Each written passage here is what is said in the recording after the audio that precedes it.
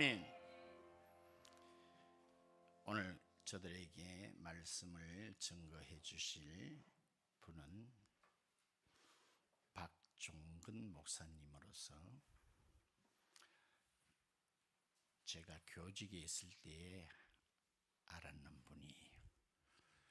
그 당시를 떠올려 보면은 유달리 남보다 은혜를 많이 받는 것을 누구든지 그것을 느낄 수가, 알 수가 있었어요. 그러던 분이 결국 신학교를 가셔서 목사님이 되시더라고요. 그래서 합동 측 목사님으로서 한 9년 정도 목회를 잘 하시다가 그 김용의 선교사님을 어떻게 알게 돼서 그 선교사님이 서산, 거의 서해 바다 가까이 서산에 열방대학 형태로 경영한 이름은 이부리 선교대학이라고 합니다. 네, 선교사님께 되셔서 하시고 선교사를 이렇게 시기 중에 오늘 오후에 우리 청년의 헌신 예배가 있는 청년 어떤 추천을 해 없었어. 내가 추천을 해서 원래는 오후에만 하려고 했는데 이분이 오전 예배 시간도 묻는 거요. 당연히 한국교회 다 하시지. 또 참석하시겠대요. 따라서 본전을 뽑읍시다. 오늘 새벽같이 거기서 7시에 출발해 보셨대요. 오후만 하려고 하면 하잖아요. 그래서 그러면 오전에도 자 받은 게 없습니다. 연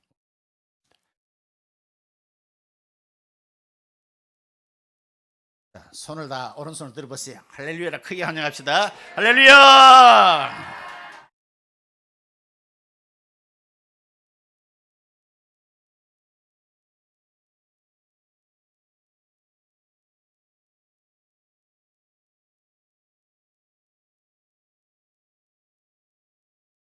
네. 저는 2016년까지 이제 교회 사역을 하다가 아까 선생님 말씀하신 대 선생님 목사님 저에게는 선생님이셔가지고 선생님 목사님 말씀대로 2017년부터 서산에 있는 이게 조금 익숙하지 않아서 선생님께도 말씀드리게 헷갈릴 수 있는데 히브리 뭐 이렇게 되는데 헤브론입니다. 그래서 네. 헤브론이 왜 다윗이 처음 이렇게 나왕으로 올라갔을 때 으로 있었 헤브론 선교대학 부름을 받아 5년차 교육 선교사로 섬기고 있습니다.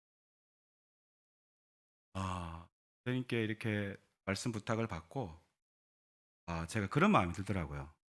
제가 모 교회에 와서 말씀을 전하는 마음에서 일어났습니다. 왜냐하면 장교 선생님 목사님은 저에게 복음을 전해주신 학교 은사님이시기 때문에 일주일에 한 번씩 음악 시간이 있었는데 2년 정도 1학년, 2학년에 유학을 가서 거창이라는 곳을 아마 아실 것 같은데요. 여기서 아주 멀지는 않아서 자취하면서 이제 가속하면서 학교를 다녔는데 음악 선생님이 일주일에 한 번 만나는데 꼭 시작하시기 전에 말씀을 드려요. 선생님 중에 교회 다니는 분을 본 적이 없거든요. 이상한 사람만, 제가 아주 청문회 살았기 때문에 아주 이상한 사람만 예수님을 믿는 줄 알았어요. 근데 이 멀쩡하신 분이 예수님을 믿으시고 그것도 존경하는 선생님이 믿으시니까 무슨 말인지 마음으로 반감하지는 않고 그냥 들었던 것 같아요. 근데 어느 날인가 그 말씀을 듣는데 마음에 교회 가고 싶은 마음이 드는 겁니다. 그래서 찾아갔죠. 그 인제 교회를 찾아갔는데 갔는데 여기가 인제 고창에 있는 한 교회였는데 갔더니 SFC 아시죠? 예. SFC 부장 선생님으로 우리 윤창규 선생님 목사님이 계신 거예요. 거기 교회에서 알돌 수련을 아시나요? 예, 지방 알돌 수련회. 예전에는 참 많이 했었는데 잘 모르실 수도 있는데 아시는 분도 계실 수 있어요. 거기 갔다가 거기 인제 교회에서 간다니까 따라갔다가 그래서 예수님이 저를 십자가로 만나 주셨 1년 동안 어 이 부장 선생님이시서 하셨고 또 저의 담임 클래스의 담임 선생님이기도 하고 정말 뜨거운 사랑을 1년 동안 받았습니다. 성도님들께도 마찬가지로. 어 그래서 제가 인제 돌아봤어요. 30년 조금 더 전이거든. 쪼끔 동안입니다. 이유가 나중에 말씀드릴게요. 네. 그때 선생님하고 교제했던 시간 아무리 생각해 봐도 1 년인 거예요. 고3 때 신앙생활 만나고 신앙생활 시작 마치 10년 같이 느껴져요. 같이. 그렇게 뜨겁게 사랑을 받고 돌봄을 받고 격려를 받고 선생님께 늘 말씀 가르쳐 달라고 주일 저녁에 끝나면 막 남아 가지고 "선생님 이건 무슨 말씀이냐고." 그때는 성경이 무슨 말인지 몰라 가지고 조그마한 왜 군인들을 위해서 주신 성경이 조그마한 거 있어요. 그걸 가지고 늘 읽었는데 무슨 말인지를 모르니까 모르겠으면 줄 쳐와 가지고 선생님한테 묻고 그래서 뭐 12 시, 1 시까지 우리 선생님을 잡아먹고 사모님도 많이 괴로우셨을 것 같아요. 사모님 계신데. 그렇게 제가 인제 뜨거운 은혜를 받고 그렇게 사랑을 받았던 교회를 딱 떠나니까 인제 광야더라고요, 저에게는. 아 네. 그래서 오늘 이 자리에 서 있는 제가 이 자리에 딱 서는 감격이 어떤 감격이냐면 야곱이 호롤단신으로 밧단 아람으로 떠났다가 떠나는데 돌아올 기약이 없고 혼자 가서 무슨 일을 만날지 근데 주님이 약속하시기를 "내가 너를 어디로 가든지 지키고 반드시 돌아오게 할게. 이곳으로 돌아오게 할게."라고 약속하셨거든요. 마치 그 약속을 주님이 제게 주신 것 같은 마음이 듭니다. 선생님이 계신 교회가 저에게는 모교회 같이 그런 마음입니다. 그래서 제 믿음을 잃어버리지도 않고 그때 그 사랑 그대로라고 말하기는 조금 부끄러워요. 왜냐하면 오늘 선생님이 이렇게 찬양하시는데 순간 당황했어요.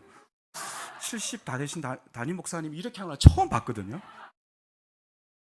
제 마음에 제가 얼마나 교만한 놈인가. 그 앞에서 지금 찬양하는 그 앞에서 사람이 아니잖아. 그 순간 제가 멈칫하는 나의 모습을 통해서 내가 얼마나 교만한 자가 되었. 이게 이제 말씀을 하면서 제 마음에 있었던 마음 한 가지를 더 나누고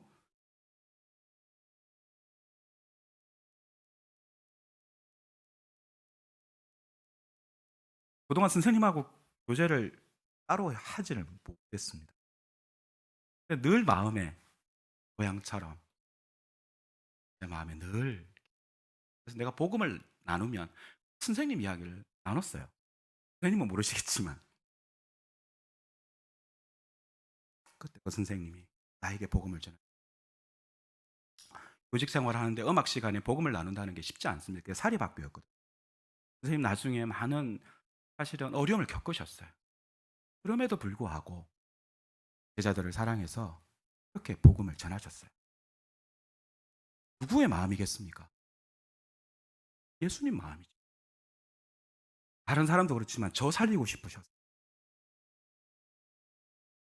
저를 살리고 싶으셨어요. 하나님이 선생님에게 강권하셔서 복음에 헌신하도록, 제자들에게 복음을 전하도록 그렇게 하신 것이 주님이 하신 거예요.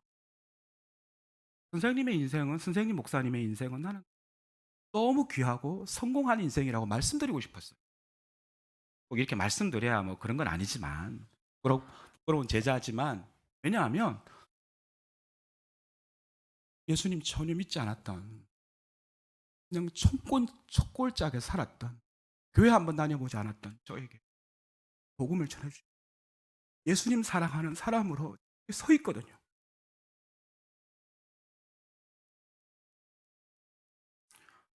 선생님의 인생은 정말 귀하고 복되고,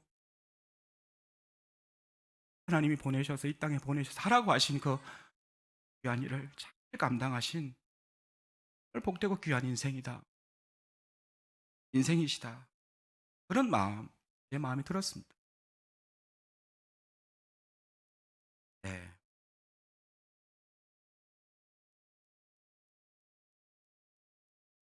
은혜는 다 끝난 것 같은데, 네. 제 시작입니다. 오늘 우리 목사님이, 선생님 목사님께서 일일 부흥회라 생각하고 마음껏 하라 그러셔가지고 마음을 편히 놓으십시오. 네.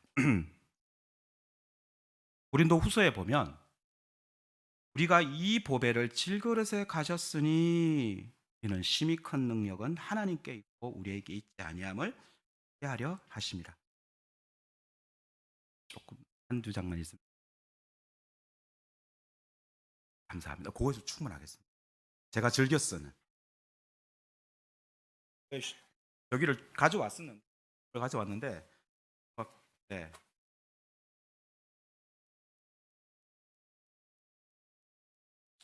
바울은 아주 성숙한 그리스도인이고 헌신적인 그리스도인인데 뭐라고 자신을 표현하냐면 질그릇입니다 이렇게 표현합니다. 질그릇 같은 보잘것없는 내 안에 그리스도를 모시고 있다 이렇게. 믿음이 깊어진다는 것은 내가 질그릇임을 쁨으로 인정하는 것입니다. 그렇지만 동시에 진짜 능력 되시는 그리스도께서 내 마음 안에 계시다는 것을 또한 믿음으로 고백하는 사람입니다. 저는 부끄럽지만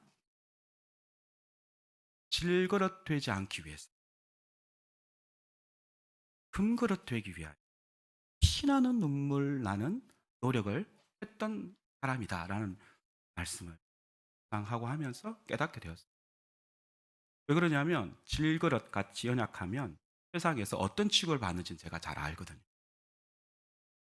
그러니까 정말 눈물 나는 삶을 살았던 것 같아요. 예수 믿기 전에. 제가 고등학교 1학년 때 성탄절 입은 날 딱 한 교실에 불이 켜져 있었습니다. 성탄절 입은 날에 왜 교실에 불이 켜져 있을까요? 딱 한 학생이 공부하고 있었습니다. 그 학생이 저였습니다. 와 하지 마십시오. 옛날에는 진짜 그걸 자랑했었습니다. 너무 마음이 아팠습니다. 예수님을 만나고 제대로 복음을 깨닫고 나서. 그 학생의 공포감, 세상이 얼마나 무서운지, 내가 질그릇 같은 놈이다라는 것이 드러나는 순간 나는 어떤 취급을 받게 되는지를 알기 때문에 금그릇 되기 위해, 살아남기 위해서 내가 어떤 눈물 나는 일을 했었는지, 그게 제 인생에 어떻게 보면 하나님 없었을 때 제 삶을 이야기해주는 가장 딱 한 그림이라는 생각이 듭니다. 그런데 문제는 예수님을 믿고도 제가 그렇게 살고 있다라고 하는 사실을 제가 몰랐습니다. 선생님하고 신앙생활을 하는 1년은 진짜 첫사랑이었습니다. 고3인데 새벽 예배부터 시작해가지고 주일학교 보조 반사부터 시작해가지고 자네 하고 섬길 수 있는 건 다 섬겼습니다. 지금 권사님이신 것 같은데 초록색 입으신 그 자리가 제 자리였습니다. 찬송할 때마다 두 손 들고 눈물 흘리고 막. 왜냐하면 그렇게 주님 은혜를 많이 주신 거예요. 제가 하고 할렐루야 이게 맨정신으로 됩니까? 맨정신으로는 안 됩니다. 마음 안에 은혜가 없으면, 하나님 사랑하는 마음이 없으면 그거 불가능합니다. 오늘 진짜 여러 어르신들이 진짜 그렇게 하시는 건 진짜 오래간만에 뵀어요. 이런 율동을 하시는 건. 율동은 나이 들면, 저도 이제 옛날에 율동 굉장히 좋아하고 잘했거든요. 부러워요.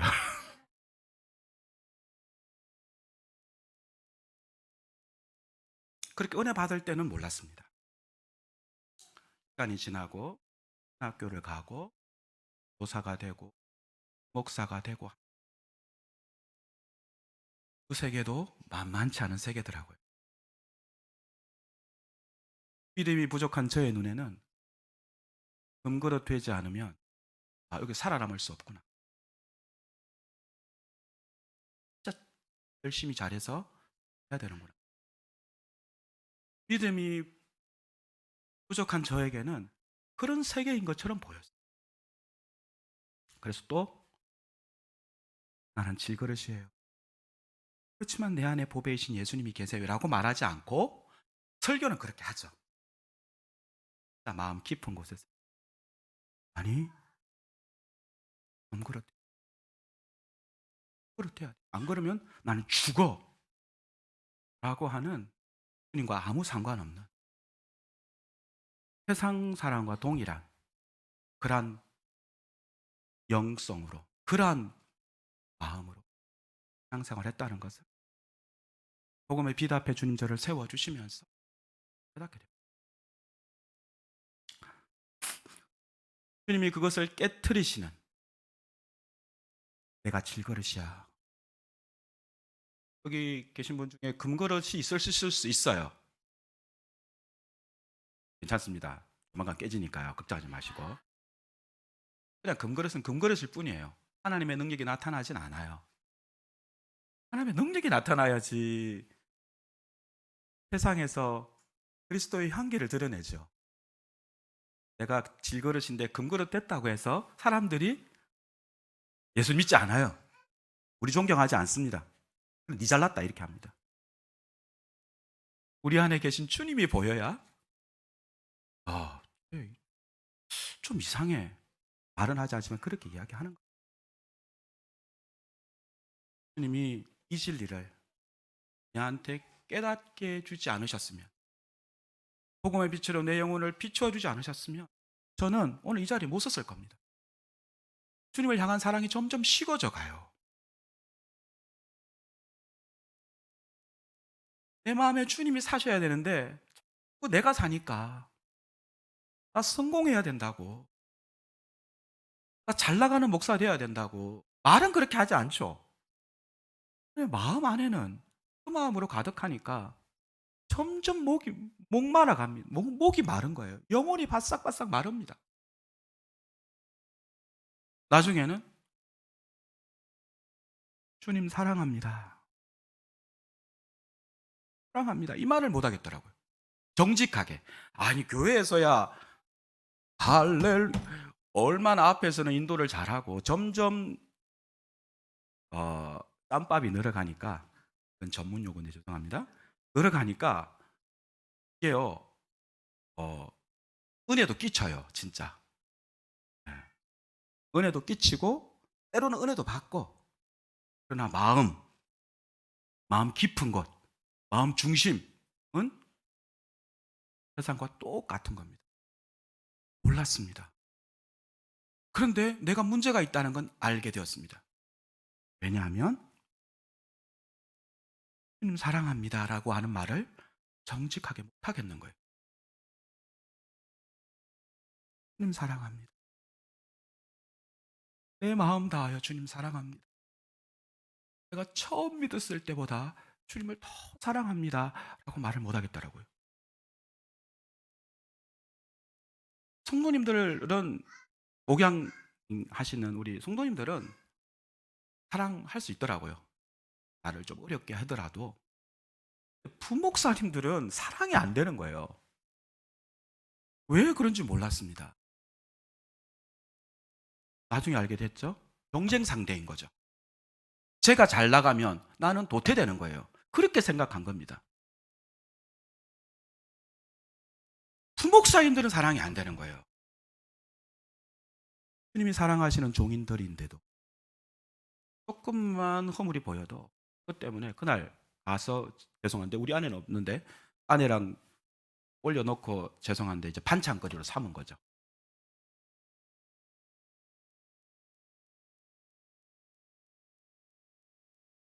나중에는 의문이 들더라고. 내가 이런 짓을 계속 하고 있으니까. 나 도대체 뭐냐? 왜 사랑이 안 되냐? 왜? 그런 목마름이 생기면서 어, 제가 이 목마름을 해결할 길을 좀 찾아야 되겠다는 생각들을 하게 되었고, 그러면서 이제 복음 앞에 새롭게 서는 복음의 빛을 주님이 새롭게 내 영혼 안에 비춰주시는, 그래서 거기서 탈출하게 된, 아직도 다 탈출했다고는 할 수 없습니다. 탈출하는 길로 걸어가고 있는, 그래서 빛이 보이는, 빛이 내 마음 안에 다시 들어오기 시작한, 오늘 본문으로 이 고백, 나는 질그릇입니다. 그러나 주님이 내 안에 보배로 살아계시기 때문에 난 질그릇이어도 보잘것 없어도 괜찮습니다 라고 하는 고백이 되기까지, 진짜 마음으로까지 되기, 주님은 우리의 삶에 반드시 일하십니다. 왜냐하면 사도 바울이 말년에 한 고백이 이 고백이에요. 그의 어마어마한 사역은 그가 금그릇이었기 때문이 아닙니다. 그는 지극히 연약한 질그릇이었습니다.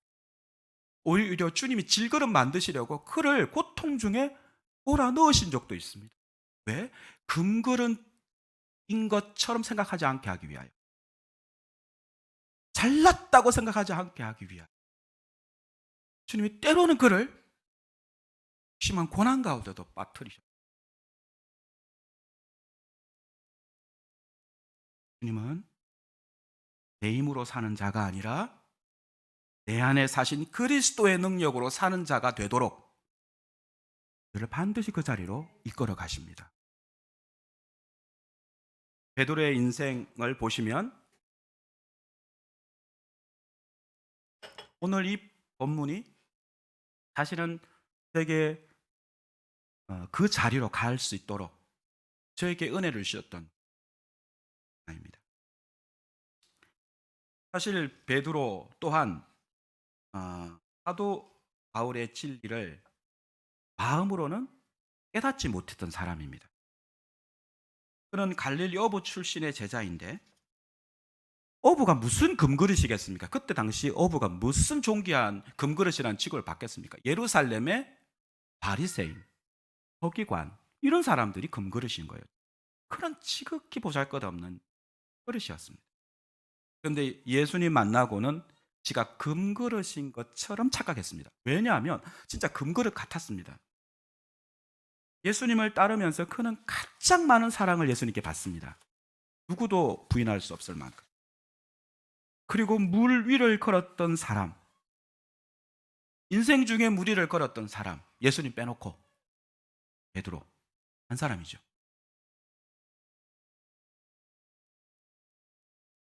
예수님이 그에게 너는 나를 누구라고 이야기할 때 제자들에게 물었을 때 베드로가 주는 그리스도시요 살아계신 하나님의 아들입니다라고 정말 300점짜리 대답을 한 사람은 베드로였습니다. 왜요? 왜요? 주님 말합니다. 너 혈과 육이 그렇게 한 게 아니고 하나님이 너에게 그걸 가르쳐 준 거다. 그 말 무슨 말입니까? 그만큼 많은 은혜를 받은 겁니다. 베드로는 진짜 금그릇같이 대접받은 사람이에요. 주님께. 그래서 사람들 자신도 모르게 자기가 마치 금그릇인 양 생각한 거예요. 자기 안에 뭔가 능력이 있는 것처럼 생각하기 시작한 겁니다. 그래서 오늘 본문을 보면 그렇게 착각하고 있다는 사실을 정확하게 알 수 있습니다. 예수님이 잡혀서 이제 돌아가시기 바로 전날 밤에 이 사건들이 일어나고 있는 거거든요. 예수님이 자기가 잡혀서 죽으실 것을 쭉 이야기 다 하십니다. 그러시고는 그런 많은 말을 듣고 뭐 나는 하늘 아버지께로 간다 뭐 하더니 근데 무슨 말인지 아무것도 못 알아먹는 것 같아요. 나중에 보시면. 그랬더니 베드로가 한다는 말이 주여 어디로 가십니까? 36절에 묻습니다. 그랬더니 예수님이 이렇게 얘기합니다. 내가 가는 곳에 너 지금은 못 따라온다. 그랬더니 베드로가 하는 말이 뭡니까?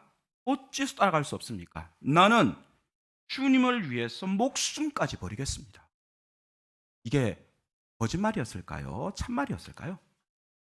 거짓말이 아닙니다. 거짓말이 아닙니다. 진짜입니다. 자기는 그렇게 할 수 있다고 생각했습니다. 왜냐하면 예수님께 어떤 사랑을 받았는데요. 어떤 영광을 받는데요. 내가 주님을 배반해? 나는 죽어도 배반 안 해. 마태복음에 보면 한술 더 떱니다. 마태복음 26장에 아시는 말씀이지만 모두 주를 버릴지라도 나는 결코 버리지 않겠습니다. 난 금그릇 제자니까요.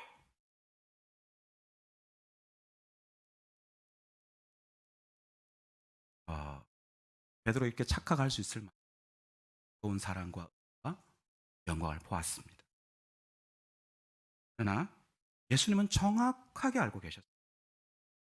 베드로는 지극히 연약한 보잘것없는 질그릇에 불과하다는 것. 그러면서 38절에 내가 나를 위해서 목숨을 버리겠느냐?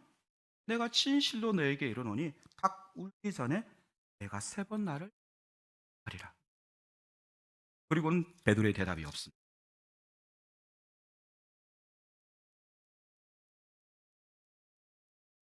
베드로는 예수님을 완전히 배반할 것에 대해서 말씀하셨습니다. 그리고 이런 정말로 그날 밤 그대로 이루어집니다. 베드로는 정말 깨어지기 쉬운 그릇임을 자신은 금그릇이 아니라 한 여종의 말 한마디조차도 감당할 수 없는 정말 안 되는 죄인이요.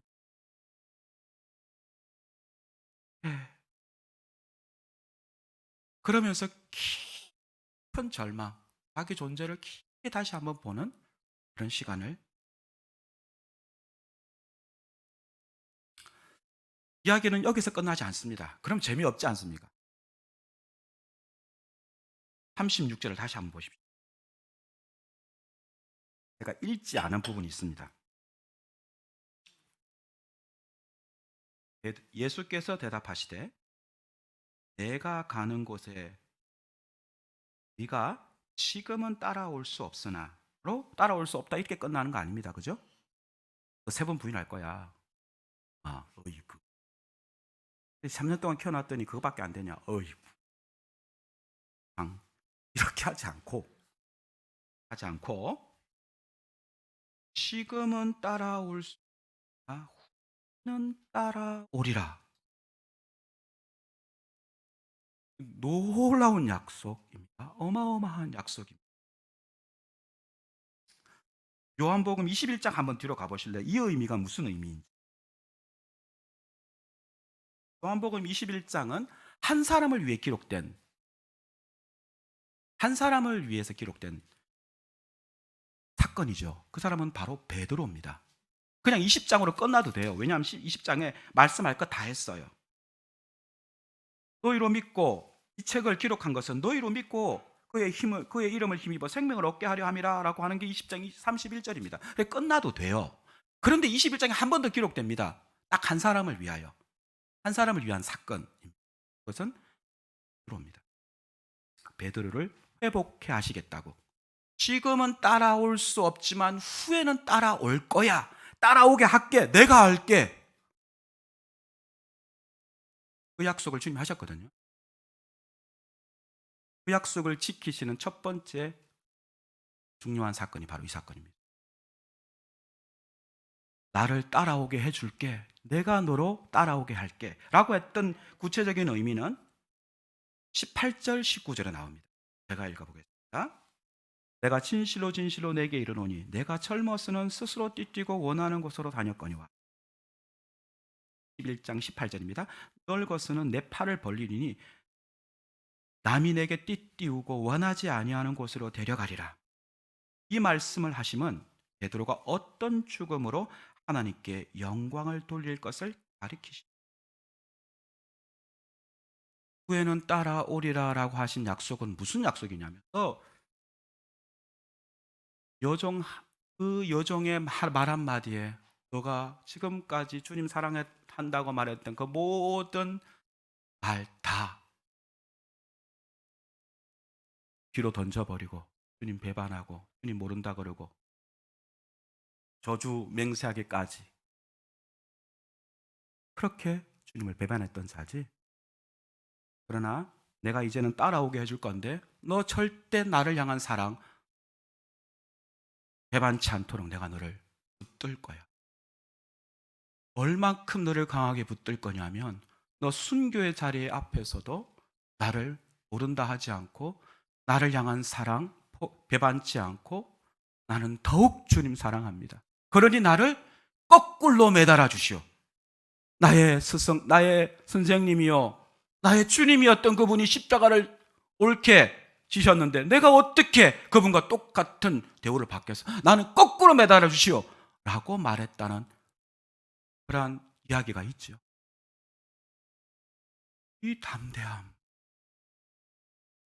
베드로, 옛날에 그 베드로였으면 도망 10번에도 갔겠죠.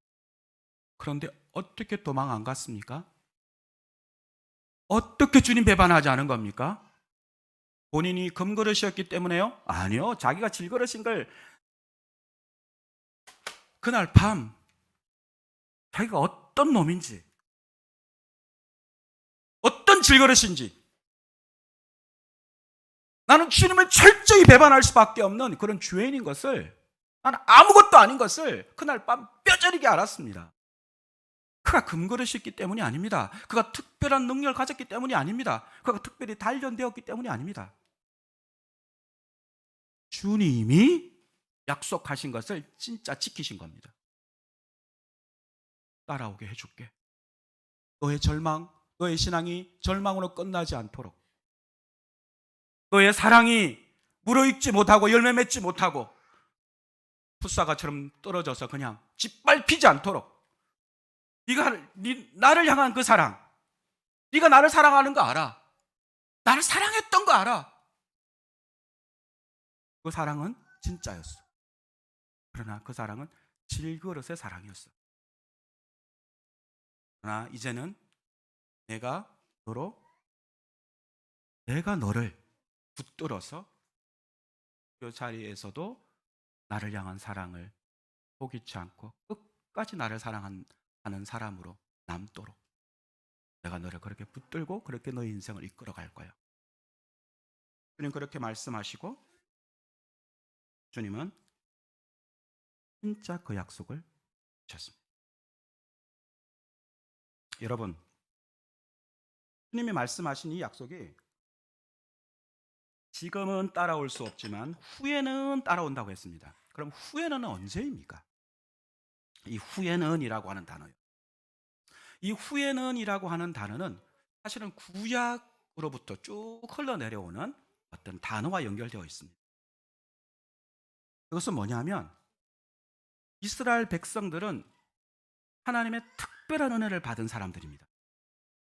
하나님을 그와 같이 누렸던 자들이 없습니다. 하나님이 직접 주는 양식을 먹었고 하나님이 직접 주시는 바위에서의 반석의 물을, 모세와 같은 선지자를 통해서 하나님의 음성을 직접 듣게 되었습니다. 어마어마한 은혜를 받은 자죠. 마치 베드로처럼. 그러나 그들은 마치 자기들이 금그릇인 줄 알았어요. 엄청 교만해졌죠. 그리고는 박살이 나죠. 보잘것없는 질그릇이요. 그래서 어떻게 되냐면 멸망합니다. 멸망으로 끝나는 게 구약의 기본적인 첫 번째 역사이죠. 그런데 멸망을 앞두고 멸망을 막 선포하던 선지자 이사야, 예레미야, 에스겔이 뭐라고 예언을 하냐면 후에는 이라고 하는 동일한 단어가 뭐냐면 그날에는 이라는 단어입니다. 성경을 다 찾아볼 수 없지만 제가 에스겔서 말씀 한 장만 제가 한 구절만 읽겠습니다. 안 찾아도 됩니다. 그날에 무슨 일을 주님이 일으키실 거라고. 그날이라는 것은 멸망하고 난 이후에 어느 날을 이야기합니다. 또 그날에는 또 새 영을 너희 속에 두고 새 마음을 너희에게 주되 너희 육신에서 굳은 마음을 제거하고 부드러운 마음을 줄 것이며 또 내 영을 너희 속에 두어 너희로 내 율례를 행하게 하리라. 베드로에게 했던 약속과 똑같습니다. 너 지금 내 약속 못 지키고 내 말씀 못 지켜서 너 멸망했지? 이 화상들 내가 너한테 어떤 은혜를 줬는데 이런 이렇게 끝나지 않습니다. 구약이 멸망으로만 끝났다고 생각하는데 절대 그렇지 않습니다. 구약이 슬픔의 역사라고 생각하는데 그것만 있지 않습니다. 이스라엘 백성들은 자신들이 얼마나 철저한 죄인이요 질거리실 수밖에 없는지 하나님의 어마어마한 사랑을 받았음에도 불구하고 그들이 하나님을 배반한 걸 보면 알 수 있죠. 근데 주님은 그런 배반하는 자들을 향해서 끝! 다른 놈들 택해야 되겠다 하지 않으시고 내가 그날에는 반드시 새 일을 행해서 네가 나를 사랑하고 내 율례를 반드시 행하도록 내가 네 마음 안에서 일할 거다. 내가 할 거다. 새 마음을 주고 새 영을 주고 그래서 그 새 마음과 새 영을 통해서 주님을 뜨겁게 사랑하도록 주님 말씀을 순종하도록 내가 할 거다. 이 약속을 주님이 멸망을 앞두고 있는 이스라엘 백성 그 정말 질그릇 같은 그들을 향하여 보잘것없는 그들을 향하여 이 어마어마한 약속을 던지십니다. 그런데 그날에라고 했던 그날이 언제냐면 바로 예수님이 이야기하고 있는 후에는이라고 하는 날과 똑같습니다. 그날에 그 일이 날 건데 뭐냐면 예수님이 십자가에 죽으시고 부활하신 이후에 성령님이 오시는 예수님이 죽고 부활하신 걸 통해서 구원을 완성하시고 나서 그 구원의 완성의 증거로 성령님이 각 사람 마음 안에 오십니다. 그 사건이 바로 지금 일어날 거라고 주님 이야기하시고 그 일이 있으면 반드시 나를 따라오도록 내가 친히 하겠다. 그 이후에 이렇게 말씀하시는 겁니다.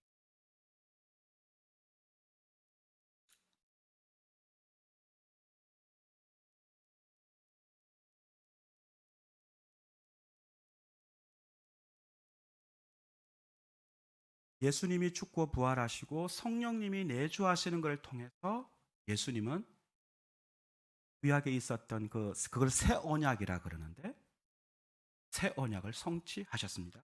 그리고 요한복음에 보면 13장인데 14장 한 장만 넘겨보시겠어요? 예수님은 똑같은 이야기를 하십니다. 14장 16절 한번 볼까요? 14장 16절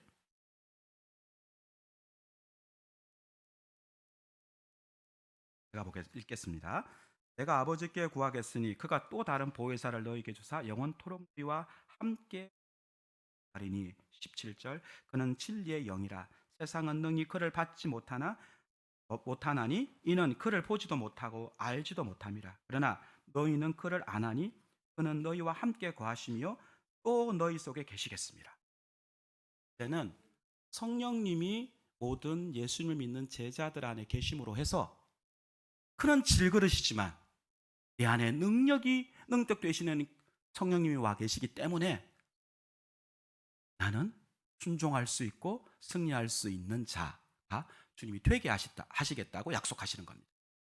그런데 이야기는 18절에 조금 다른 이야기로 바뀝니다. 성령님 이야기하신 약속이에요. 이게 새 언약을 구약에서 그렇게 약속하셨던 성령님을 보내시겠다는 성령님을 내 마음 안에 보내시겠다라고 하시는 그 약속을 친히 예수님이 성취하실 것에 대해서 말씀하신 거고 나서 18절 말고 18절을 보시면 그런데 내가 너희를 고아와 같이 버려두지 아니하고 너희에게 오리라. 성령님이 오신다고 했는데 누가 오신답니까? 예수님이 오신답니다. 예수님이 19절 조금 있으면 세상은 다시 나를 보지 못할 것이로되 너희는 나를 보리니 이는 내가 살아있고 너희도 살아있겠음이라. 20절 그날에는 내가 아버지 안에 너희가 내 안에 내가 너희 안에 있는 것을 알리라. 성령님이 내주하시는데 성령님이 내주하시는 것을 다른 예수님을 뭐라고 다시 표현하냐면 내가 너희들 안에 있을게 이렇게 표현하는 겁니다. 네. 성령님을 통해서 예수님이 우리 안에 내주하시겠다고 약속합니다. 성령님이 우리 안에 계시기도 하지만 동시에 예수님이 계신 것입니다. 그래서 성령님을 뭐라고 표현하냐면 사도행전에는 예수의 영이라고 표현합니다. 성령님께서 바울더러 아시아로 가는 걸 막으셨다 말하고 나서 바로 그 다음 절에 예수의 영께서 그렇게 했다고 합니다. 예수의 영이라고 이렇게 표현합니다.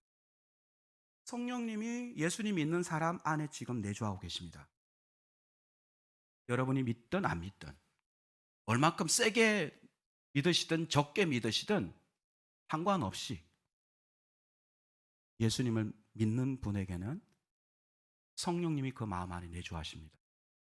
동시에 그 말은 예수님이 내 마음 안에 계시다는 말씀입니다.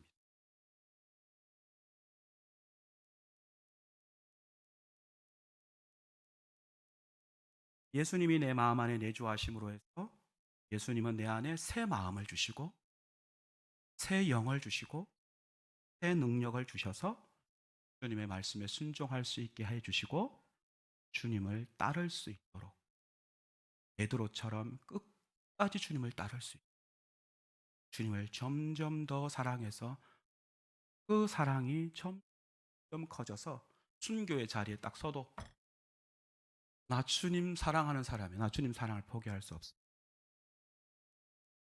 나는 주님 사랑하는 자야 라고 당당히 말할 수 있도록 우리 안에 와 계신 예수님이 그 일을 친히 하시겠다고 약속하셨고 그 증거가 베드로 사람입니다.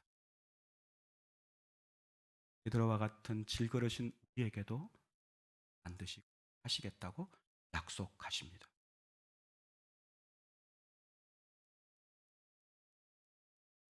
베드로는 거꾸로 매달리면서까지 주님의 사랑을 배반하지 않을 수 있었던 것은 주님 때문입니다. 주님 때문에. 그 마음 안에 살아계신 주님이 그 일을 하지 않을 수 없도록 내가 너를 어떻게 사랑하는지 계속해서 새 영을 통해서 깨닫게 하시고 주님을 위해 죽는 것이 얼마나 영광스러운 거야. 지금 죽으면 주님 배울 텐데 죽는 게 뭐가 무서워 하고 그 마음을 갖도록 그 능력의 마음을 갖도록 예수께서 그 마음 안에 계셔서 계속해서 역사하시니 베드로가 질그릇이었지만 베드로 우리처럼 무섭고 죽음이 무섭고 매 맞는 게 무섭고 십자가에 매달리는 게 끔찍하고 거꾸로 매달리는 건 더 무섭지만 그 죽음의 두려움보다 고난의 두려움보다 주님의 사랑이 훨씬 크니 그 마음 안에 이미 계시니까 주님이 곁에 계신 정도가 아니고 내 마음 안에 나 되셔서 그렇게 역사하는데 어떤 질거리시라도 그걸 못하겠습니까? 순교하신 우리 손양원 목사님이나 주기철 목사님은 본인의 능력으로 하신 거예요. 그걸 그분이 대단한 게 아니에요. 대단하신 분인 건 맞죠? 근데 그분이 대단한 게 아니지 않습니까? 그분 안에 계신 예수님이 대단한 거지. 얼마나 예수님이 대단하시면 아니 못을 위를 예수님 성화를 받지 않기 위해서 못 위를 걸어가라고 하면 어떻게 걸어가요? 맨정신으로. 주님이 그 마음 안에 일하시니까 내가 어떤 사랑을 받은 놈인데 주님 나를 위해서 어떤 일을 하셨는데 감당하고도 남으면 있을 만한 이 모든 일에 우리를 사랑하시는 이로 말미암아 우리가 넉넉히 기느니라 약속하신 그 주님이 친히 그 마음 안에서 능력으로 역사하니 천지를 창조하신 그분의 능력이 내 마음 안에 사랑으로 역사하니 누구 주님 배반하는 것보다 야 내가 차라리 죽는다 라고 담대히 걸어가죠. 주기철 목사님이 옥사로 다시 들어갈 때 얼마나 무서워했는지 그 기록에 나와 있습니다. 철저히 질그릇입니다. 우리와 똑같습니다. 다 똑같습니다. 어? 실그러신 그분 안에 예수님이 살아계시고 역사하고 계시고 함께 계시기 때문에 영이 순종이 가능했던 거예요. 복음 중에 복음은 주님이 내 마음 안에 오셔서 주님이 친히 일하신다는 것입니다. 질그릇인 나는 할 수 없지만 네 안에 사시는 주님이 하신다는 겁니다. 골로새서 1장 27절. 네. 오늘 부흥회니까 조금 찾아보겠습니다. 골로새서 1장 27절. 골로새서 1장 27절. 아직도 긴가민가 하실 수도 있습니다. 뭐 그게 뭔 대단하다고. 나도 알고 있었던 다 알고 있었. 그것이 마음으로까지 믿어져야 됩니다.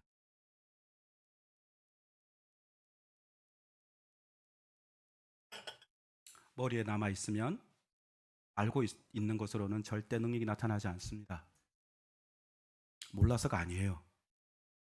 베드로가 몰라서 배반했던 게 아닙니다. 마음으로까지 믿어져야 이게 진짜 능력이 되는 겁니다. 골로새 1장 27절 보십시오. 같이 한번 읽을까요? 1장 27절. 시작. 하나님이 그들로 하여금 이 비밀의 영광이 이방인 가운데 얼마나 풍성한지를 알게 하려 하심이라. 이 비밀은 너희 안에 계신 그리스도시니 곧 영광의 소망이니라. 영광의 비밀이 뭐냐 하면 오늘 나와 있는 대로 이 비밀은 너희 안에 계신 그리스도다 이렇게 얘기합니다. 그리스도를 그냥 그리스도로 표현하지 않고 너희 안에 계신 그리스도 이렇게 표현합니다. 그리스도께서 나와 함께 계시는 정도가 아닙니다. 그리스도께서 내 안에 계시고 내 안에서 일하시고 내 마음 안에서 주님께 순종하고 주님을 따르고 주님을 끝까지 사랑할 수 있도록 내 안에서 계속 역사하신다는 겁니다. 내 힘으로 사는 자가 아니라 그리스도의 능력으로 사는 자가 바로 우리라는 사실을 이 본문이 이야기해 주는 한 구절 더. 네. 고린도 후서 13장. 고린도 전서 13장이 아니고 고린도 후서 13장입니다. 고린도 후서 13장 한번 보실까요?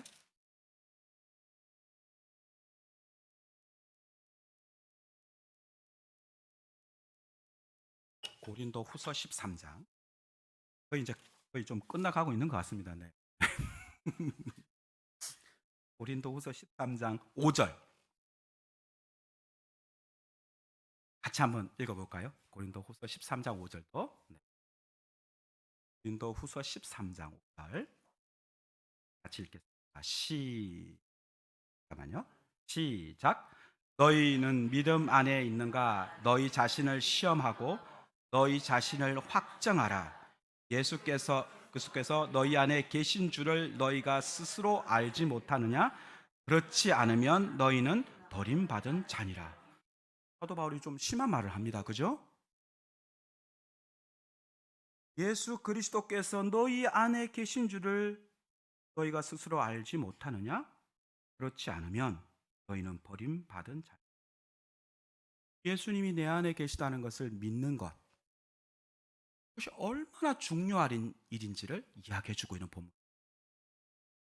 예수님이 내 안에 생명으로 능력으로 와 계시다는 사실을 믿지 않으면 어떤 일이 벌어지냐면, 제가 고등학교 1학년 예수님 믿기 전에 성탄 이브에 혼자 교실에 불 켜고 공부하는 그런 사람이 됩니다. 살게 됩니다. 자신의 노력과 최선. 내 직장 생활, 내 가정 생활은 어느 정도 꾸리실지는 몰라요. 그러나 영혼은 바싹 말라가실 거예요. 주님의 생명이 커지는 게 아니라 자기 힘이 커지기 때문에 그렇습니다. 자기 힘이 커지기. 자기가 질그릇이라는 것을 깊이 마음으로 인정하고, 나는 죄인이라는 것을 마음으로 인정하고, 나는 내 힘으로 주님을 따를 수도 사랑할 수조차 없는 죄인이라는 것을 마음으로 인정하고, 주님만이 나의 소망입니다. 내 안에 사시는 주님만이 나의 소망입니다. 주님, 나는 할 수 없지만 주님이 내 마음 안에 오셔서 친히 하시겠다고 하신, 나는 그 주님을 믿습니다. 그 주님만을 의지합니다. 내 마음 안에 계신 주님이 친히 하시죠. 주님이 하실 것을 믿습니다. 그러면서 주님 의지하는 사람, 자기가 질그릇인 줄 알고 주님 의지하는 사람이 주님의 능력이 나타나는 삶을 살게 됩니다. 이 복음의 비밀이 제 영혼 안에 가려져 있었습니다. 이 본문 몰랐겠습니까? 내가 그리스도와 함께 십자가. 왜 찬송, 우리 여기 SFC 때도 이 찬양 많이 불렀습니다. 많이 불렀습니다. 내 안에 사는 건 그리스도라고. 내가 그리스도와 함께 죽었고 내 안에 사시는 그리스도라고. 여러분 찬양 많이, 그런 찬양 들으셨죠? 부르셨죠? 암송도 하셨죠? 근데 그게 그것을 마음으로까지 믿고 계신가요? 그래서 내가 질거리심에도 불구하고 괜찮아. 내가 어려운 문제가 생기고 감당치 못할 어려움이 생겼을 때 나 질거리셔서 감당 못하지만 예수님이 내 마음 안에 계시기에 그분이 친히 모든 걸 감당하게 해주실 것이기 때문에 나 괜찮아, 나 할 수 있어. 주님 도와주세요. 나는 못합니다. 난 질거리해서 못해요. 주님 도와주세요. 주님이면 하시고 주님이 하신다고 약속하셨잖아요. 내 사랑이 꺾어지지 않도록, 주님을 향한 사랑이 꺾어지지 않도록, 주님을 믿는 믿음이 꺾어지지 않도록 주님이 도와주시겠다고 하셨잖아요. 주님 도와주세요. 그렇게 기도하는 사람은 주님의 능력으로 반드시 이깁니다. 그러나 내 마음에 그리스도께서 살아계시고 주님이 친히 내 마음 안에서 역사하셔서 나를 이끌어 가시고 내 안에서 역사하신다는 걸 믿지 않으면 어떻게 하신 줄 아세요? 어려운 문제가 생기면 자기 힘으로 해결하려고 합니다. 기도도 그 방편으로 때로 할 때가 있어요. 가끔씩은. 그래서 점점 주님과 멀어집니다. 그 문제 해결하고 나면 점점 더 내가 세집니다. 질그릇이 아니라 은그릇이 되고 금그릇이 됩니다. 사회적으로는 성공했을지도 몰라요. 주님은 점점 멀어져서 몹시 목마르실 겁니다. 몹시 목마르실 거예요. 주님 마음 다하여 사랑한다고 말씀 못 하실 거예요.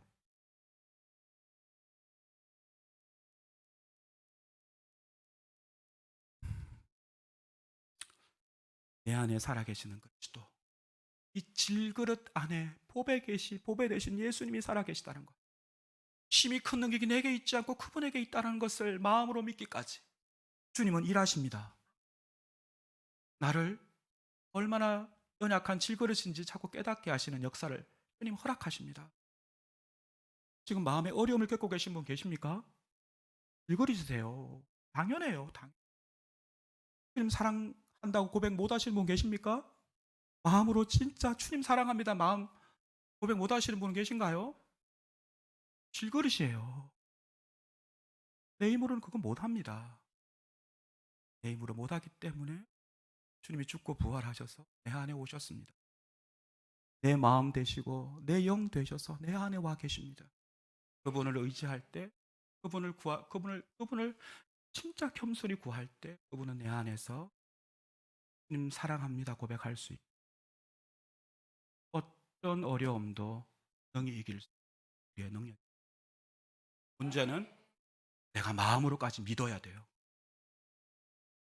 아는 거는 아무 소용 없어요. 죄송합니다. 이런 극단적인 표현은 안 돼요. 아무 소용이 없는 게 알아야지 믿는데 그걸 알고 있다고 난 알고 있으니까 괜찮아 이래서는 안 된다는 겁니다.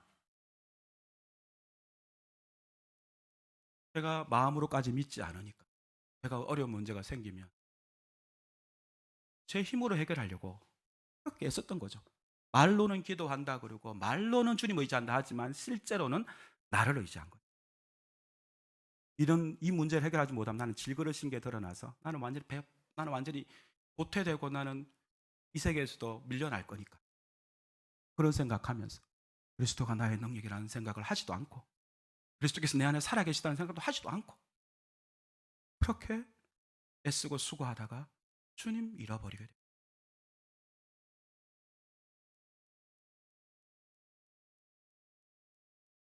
주님이 내 안에 계시고 주님이 진짜 친히 내 마음 안에서 일하신다는 것을 마음으로 믿기까지, 마음으로 믿어지기까지 주님은 제 삶 가운데 놀랍게 개입을 해주시죠. 제가 사역을 그만둔 이유가 이제 그런 목마름 때문이었습니다. 뭔가 나를 바꾸고 싶고 이렇게 계속 끌어가서는 안 되겠고 그래서 이제 새롭게 복음 듣고 싶어서 복음학교에 가게 되었고 복음의 빛 앞에 서게 되었고 그것도 모자라서 6개월 동안 복음 훈련을 받는 그런 학교에 제가 합숙 훈련하는 곳에 입소하게 되었어요. 그런데 이 복음의 빛 앞에 자꾸 내를 비춰면 비춰볼수록 제가 얼마나 질그릇인지 보게 하셨습니다. 나는 주님 따라갈 수 없다. 주님 사랑할 수 없다. 나는 오직 나밖에는 안 살아. 나를 사랑하는 자, 돈을 사랑하는 자, 나는 나만을 사랑하는 자라고 하는 사실을 가운데 자꾸 드러내셨어요. 너무 괴로워했습니다. 집에 둘째를 임신한 아내가 있었고, 돌진한 아들이 있었고, 그 모든, 그러니까 아내와 자식을 놔두고 내가 떨어져 서야 되겠다. 그렇지 않고는 사역이고 모식이고 아무것도 안 되겠다 해서 모든 걸 접고 사역도 접고 다 접고 딱 들어왔는데 복음 앞에 계속 서면 설수록 절망에 절망인 거죠.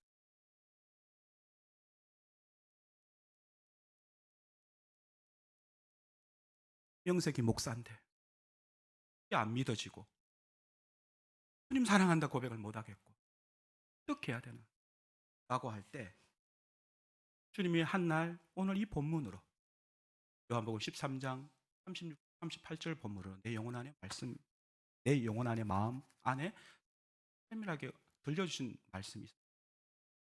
나는 나 못 따라오겠지? 너 못하겠지? 내가 할게. 내가 따라오게 할게. 내가 할게. 말씀하셨어요. 안 믿었습니다. 내 꼬라지를 보니까 안 될 것 같았어요. 내가 너무 멀리 떨어지게 된 거예요. 그 자리에서 앉아서 손 들고 그렇게 울며 찬양하며 주님 사랑한다고 그렇게 했던 그 마음이 30년, 25년 지나면서 다 식어지고 사랑하는 건 맞아. 안 사랑한다고 말할 수는 없어. 온 마음 다해 사랑한다고. 나의 전부를 걸고 생명 걸고 주님. 그럴 때 그런 마음 상태였기 때문에 그런 내 영혼의 상태를 주님 가운데 드러내셨기 때문에 예전에는 몰랐죠. 내가 그런 상태에 있는지 몰랐죠. 복음의 빛이 들어오니까 어둠이 드러나게 된 거예요. 따라오게 해줄게 라고 하시는 말씀 듣고 제가 반신반의했습니다. 그럴 수 있을까? 그런데 그 훈련을 마치고 제가 이제 편에 주님이 하신 일인데 그걸 또 다음에 또 나눌 일이 결국 그 훈련 마치고 그 다음 해에 헤브론 선교대학에 섬기는 자리로 갖게 되었습니다. 이곳은 모든 사역과 생활에 필요한 모든 재정을 살아계신 하나님께만 구하여 사는 그런 공동체입니다. 교육 선교사님들이 전부 다 그런 믿음으로 자신의 삶을 하나님께 드리고 자기의 삶을 선교사로 자기의 삶을 드리고 그렇게 공동체로 모여 살 뿐 아니라 학생들을 이렇게 섬기는 그런 공동체입니다. 이곳에 오는 것도 굉장히 좀 쉽지 않았습니다.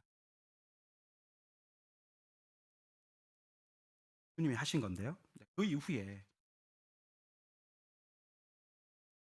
제가 이제 5년째 살고 있는데 제가 5년 동안 딱 한 번 딱 한 번은 좀 죄송한 한 몇 번 있을 수 있는데 내 머릿속에 마음속에 내 이딴 공동체를 내가 떠나야 되겠다.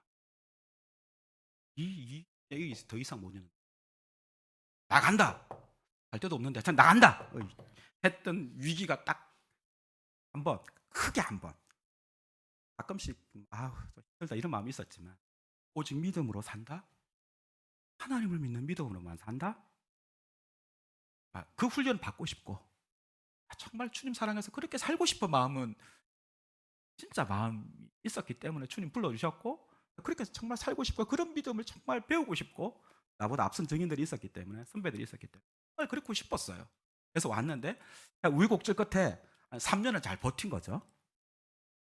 그런데 3년째 되는 해에 제가 셋째를 가지게 됐어요. 47에 애를 48에 낳았거든요. 동안인 이유는 바로 그것입니다. 제가 자녀 욕심이 있어서 그런 게 아니고요. 주님이 그만이라고 말씀을 안 하셔서 오직 믿음으로만 살아야 되니까 주인이 그만해도 돼라고 말씀하지 않으면 멈출 수가 없는 거예요.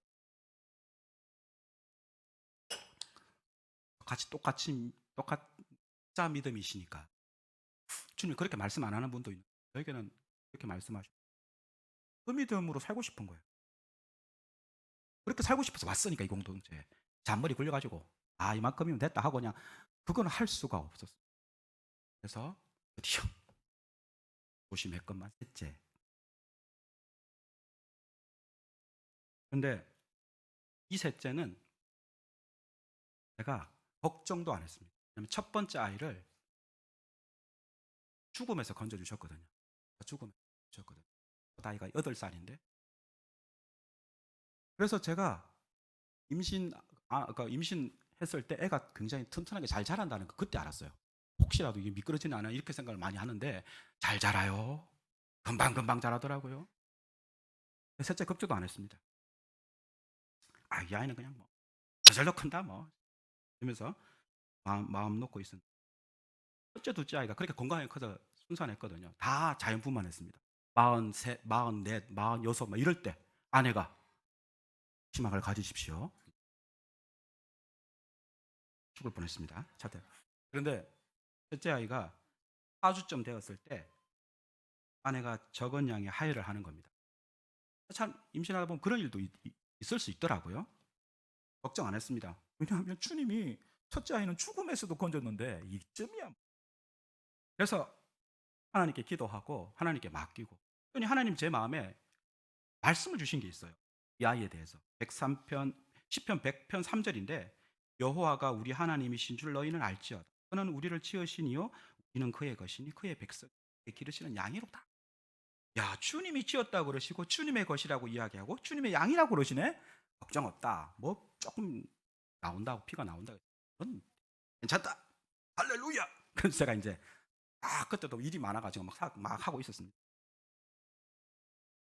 하혈이 계속 되는 겁니다. 조금씩 한 방에 원래 됐으면 이런 고민도 안 할 텐데 주님 나를 잡으시려고 주님이 내 마음 안에 그리스도가 계시고 질그릇이라는 것을 마음으로 깊이 인정 내 마음 안에 와 계신 힘으로 의지하도록 만들게 하기 위해서 주님이 사건을 만드셨다 이런 생각이 점점 하혈이 되는데 두려움이 찾아오기 시작하는 거예요. 주님 어떻게 기도해야 돼? 이때는 어떻게 기도해야 되는지 모르겠는 거예요. 주님 말씀을 주세요. 음성을 들려주세요. 했는데 무슨 말씀도 안 들려요. 내 양은 내 음성을 듣고 그들은 나를 알면 나는 그는 나를 따르느니라. 내 양은 내 음성을 듣는다고 했으니까 주님 음성을 들려주세요. 아무 마음의 감동도 없고 말씀도 안 들어와요. 두려움이 막 와 있으니까 아마 주님은 많은 말씀하셨는데 두려움이 와 있으니까 그랬던 것 같아요. 그렇게 막 두려워하고 고통 중에 있는데 하나님, 내가 그동안 알던 하나님은 어디 가셨지? 나를 여기까지 인도한 하나님은 어디 가셨지? 그러고 있는데 한 선교사님이 이분은 지금 저의 엄청 열심히 기도하고 계시거든요. 선교사님께 제가 기도 부탁을 드렸거든요. 연세 있으신 할머니 선교사님이세요. 저를 만나시더니 셋째의 근황을 물으시는 거예요. 계속 안 그랬더니 그분 말 기도하는데 이 아이는 안 될 것 같아라고 하나님이 그런 마음을 주신다고. 주님이 더 좋은 아이를 주실 거라고. 그리고 위로한다고 생각하시고 그냥 하고 지나가셨어요. 이게요. 분노가 치밀어 오르기 시작하는데요. 그 선교사님한테도 사실은 화가 나지만 하나님께. 왜냐하면 진짜 그렇게 됐거든요. 한 주 후에 그 아이가 완전히 이제 부산이 돼가지고 아이가 빠져나왔고. 와, 진짜 사람 미치겠더라고요. 누구한테는 말해주고 왜 나한테는 말 안 해주고 내가 아빠인데. 나한테도 한마디 해주셔야지. 어? 왜 나한테는 얘기 안 하고 저분한테 얘기하냐고. 저분이 엄마냐고. 라고 하는 마음이 들었습니다. 하나님께 이제 따지기 시작한 거죠, 이제 마음에. 근데 와, 이게 참 이게 거의 이걸 아달이라 그러는데요. 그 주간 말고 그 다음 주간이 제가 어린이 주일, 어린이 부서는 우리 이제 그 교육 선교사님이 돌아가면서 설교를 하는데 제가 주일학교 설교를 맡아야 돼요. 설교 담당이었어요. 그런데 본문이 뭐였냐면요. 창세기 22장 아브라함 이삭을 바치는 사건을 설교하래요. 내가 딱 생각했습니다. 날 잡으려고, 나를 죽이려고 우리 하나님 작정했구나.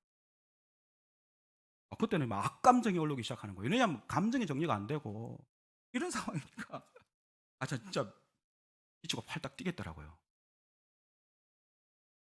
하나님만 믿고 사는 절대 믿음 배우고 싶어서, 오직 믿음으로 살고 싶어서, 그리고 그렇게 주님 따르고 싶어서 이 공동체까지 왔는데 이제 못 있겠다. 이딴 하나님 못 믿겠다. 이런 믿음으로만 살라고 하는, 이런 하나님만 믿고 살라고 하는 이 공동체에 난 못 있겠다. 그런 마음이 들었어요. 이 마음의 분노가 계속해서 치밀어 오르는 거예요. 사람이 아니라 하나님께. 견딜 수가 없어서 밖으로 나갔습니다. 도망간 건 아니고 일단 산책하려고. 짐은 싼 건 아니고요. 조금 기다려 주세요. 짐은 절대 안 나갔습니다. 네. 안심하시고. 그리고 마음속으로 생각하기 시작했습니다. 이제 절대 믿음, 오직 믿음 이렇게 이야기하는 말 저한테 하지 말라고. 나 이 공동체에 이제 못 있겠다고. 나 나가겠다고. 나한테는 아무 말도 안 하고 저 사람한테는 이야기하고 내가 그런 하나님 어떻게 믿고 살겠냐고. 나 못 믿는, 나 이제 그렇게 안 한다고. 근데 이 미친 마음이 멈추질 않는 거예요. 하지 말아야 될 말을 했죠. 주님, 나 지금 가지고 장난하냐고.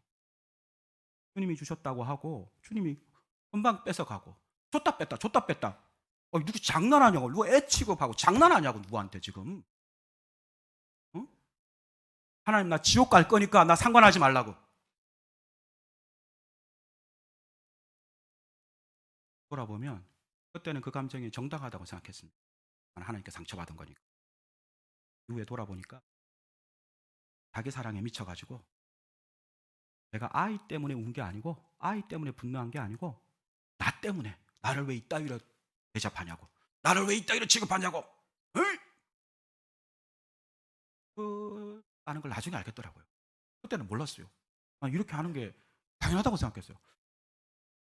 죄송하지만 어려움을 겪으신 자녀로 인해서 그런 어려움 겪으신 분 다 많잖아요. 주위에 보니까, 나중에 보니까 누구도 그렇게 하시는 거 한 번씩은 다 고치셨더라고요. 나같이 똑같이 반응하는 사람은 아무도 없었어요. 그 와 계신 분 중에. 좀 쪽팔리죠. 미쳐서 갈 때까지 갔습니다. 근데 이게요, 주님이 내 안에 살아계시다는 걸 주님이 확정해 주는 사건을 벌이시더라고요. 내 마음 안에서 조용히, 나는 이런 거 옛날에는 이런 거 별로 안 좋아했거든요. 강사님들 이런 이야기 하면 마음에서 누가 하나님 말씀하시다 이런 거 되게 싫어했어요. 그냥 신비주의 같고 막. 근데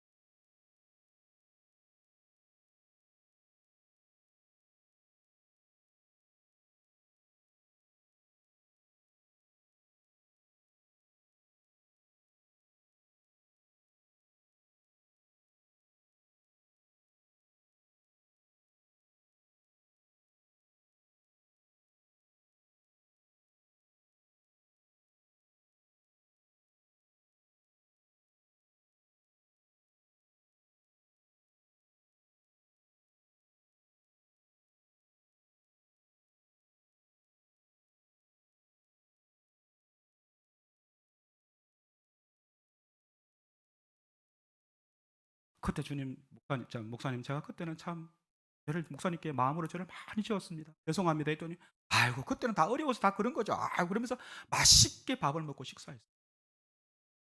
맨정신으로는 일어날 수 없는 그 은혜의 화해가 마치 에서와 야곱이 만나듯이 그런 일을 그리고 제가 마지막에 사역했던 교회 서울에 있는 교회를 찾아뵀는데 성도님들이 3년 만에 찾아뵀거든요.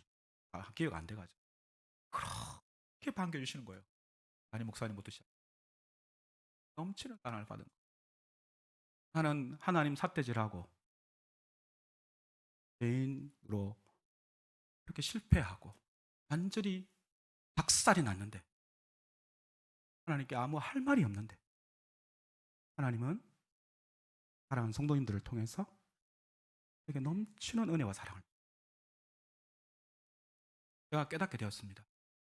제가 하나님을 무서워하고 있었구나. 아빠라고 생각 안 했구나. 요만큼까지는 봐주지만 요걸 넘으면 하나님 나를 벌 주실 거야 라고 생각하고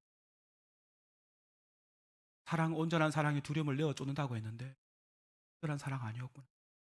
이제 주님이 나를 사랑하신다는 걸 조금 알겠다.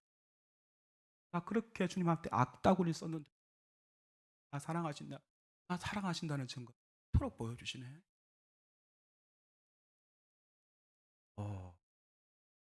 참 놀라운 시간이었습니다. 주님이 하나님의 일이 무엇입니까? 라고 묻는 제자들과 무리들에게 이렇게 말씀합니다. 하나님께서 보내신 일을 믿는 것이 하나님의 일. 내 마음 안에 와 계신 예수, 내 마음 안에서 역사하시는, 내 안에서 일하시는 것, 나로 주님을 끝까지 사랑하고 순종하며 따를 수 있도록 내 마음 안에 살아서 역사하시는 것, 나의 능력이 되시는 것. 나는 할 수 없지만 내 안에 계신 주님이 계시기에 나는 순종할 수 있습니다. 내 안에 주님이 계시기 때문에 주님이 살아계시기 때문에 나의 능력이기 때문에 그렇게 내 안에 계신 주님을 믿는 것, 그것을 주님은 하나님의 일이라고 단정지어 말씀하죠. 그러므로 하나님의 일, 하나님을 기쁘시게 하고 싶다면 내 안에 와 계신 그리스도여야 합니다. 매 순간 믿어야 합니다. 내가 질그릇인 것과 내 안에 그리스도가 능력으로 와셔서 나를 떠나지도 않고 버리지도 않고 내 악다구니에도 상처받지 않으시고 더 사랑해 주시고 함께 해주시는, 나를 끝까지 주님 따를 수 있도록 도와주시는 그분 마음 안에 살아계시다는 것을 믿어야 합니다. 하나님 보내신 자를 믿는 것이 하나님의 일입니다. 이 놀라운 하나님의 일을 매일매일 매 순간 하심으로 주님의 넘치는 은혜와 능력으로 하시는 귀한 성도님들 되시기를 예수님의 이름으로 축복합니다.